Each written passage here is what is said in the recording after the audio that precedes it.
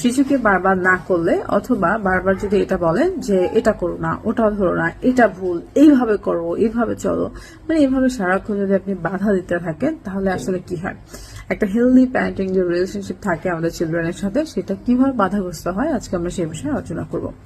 এর ফলে বাচ্চার ব্রেন ডেভেলপমেন্টের সমস্যা হতে পারে, একই সাথে আত্মবিশ্বাস কমে যেতে পারে। 3 নাম্বার হচ্ছে কি বাবা মার সাথে একটা ডিস্টেন্স মেনটেন হয়ে যায়, মানে একটা দূরত্ব তৈরি হয়ে যায় এবং সে হচ্ছে সেলফ যে রেগুলেশন মানে ইমোশন রেগুলেশন সেটাও শিখতে পারে না এবং নতুন করে নিজেকে নিয়ে ভাবার মতো কোনো কিছু আর পায় না, আগ্রহ হারিয়ে ফেলে। তো এটা কিভাবে হয়? সো ব্রেন ডেভেলপমেন্টে কিভাবে এটা প্রভাব ফেলতে পারে, যখন আমরা বারবার না করতে থাকি, বাধা দিতে থাকি, তখন হচ্ছে গিয়ে ওদের ব্রেনে প্রিফ্রন্টাল কর্টেক্স যে অংশটা সিদ্ধান্ত নেয় বা কোনো কিছু বুঝে নেওয়ার মতো কাজ করে সেই অংশটা আস্তে আস্তে দুর্বল হয়ে যায়।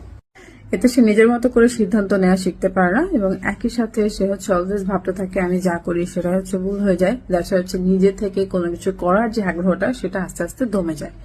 নাম্বার 2, তার বিহেভিয়ারাল কিছু সমস্যা দেখা যায়, যেমন হচ্ছে গিয়ে যখন আমরা বারবার বলতে থাকি উফ এতবার তোমাকে বলি তুমি এটা করো না, এটা করো না, তারপর তুমি এটা করছো, তোমাকে 1000বার না করলে তুমি শুনছো না, এই ধরনের কথা যখন বলা হয় বাচ্চাকে তখন ওর জেদ অনেক বেশি বেড়ে যায়, মানে ওর জেদ প্রচুর বাড়ে, ওর মধ্যে একটা মানে আক্রমণাত্মক যে আচরণ বা বিহেভিয়ার সেটা দেখা যায় এবং একই সাথে আপনাকে লুকিয়ে করার মতো কাজ, মানে ওটা সে করবেই, বাচ্চাকে যেই কাজ আপনি অতিরিক্ত বারণ করবেন সেই কাজে বাচ্চা আরো বেশি আগ্রহ পায় এবং যার ফলে সেই কাজ আরো বেশি করতে চায়। সো আপনার সামনে করবে না, আপনার পিছনে মানে লুকিয়ে করতে চাইবে। সো এই বিষয়গুলো হয়ে থাকে এবং একই সাথে নাম্বার 3 যে পয়েন্ট সেটা হচ্ছে বাচ্চাদের বাবা মার সাথে একটা ডিস্টেন্স তৈরি হয়।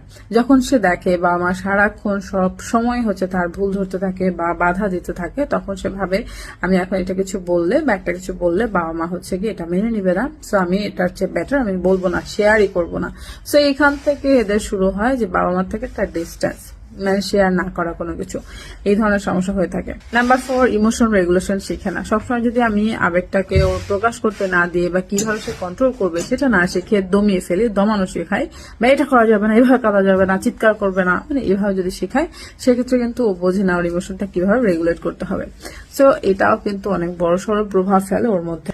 বাচ্চাটার আত্মবিশ্বাস কমে যায়, মানে লাস্ট 5 নাম্বার, সেটা কিভাবে কমে যায়, যখন হচ্ছে কি বারবার বাধা দেওয়া হয়, ও নতুন কোনো কাজ করার আগ্রহ যেমন পায় না তেমনি ভাবতে থাকে আমাকে দিয়ে কিছুই হবে না, কারণ আমি যেটা করি সেটাই ভুল। সো এই ধরনের বাচ্চা কাচ্চা বেশিরভাগ ভীতু তৈরি হয়, মানে নিজে থেকে হচ্ছে একটা অলওয়েজ ভয় কাজ করে, আত্মবিশ্বাসহীনতার অভাব থাকে এবং আমরা তো এরকম না করতে করতে যেমন ক্লান্ত হয়ে যায়, বাচ্চার ব্রেনের ক্ষেত্রে তেমন 12টাই বাজে। সো এইখানে সমাধান কি, আমরা কি করতে পারি? আসলে আমরা হচ্ছে গিয়ে বারবার না না বলে আমরা ওদেরকে হচ্ছে রিডাইরেক্ট করব, মানে কাজটা করতে দিব অন্যভাবে।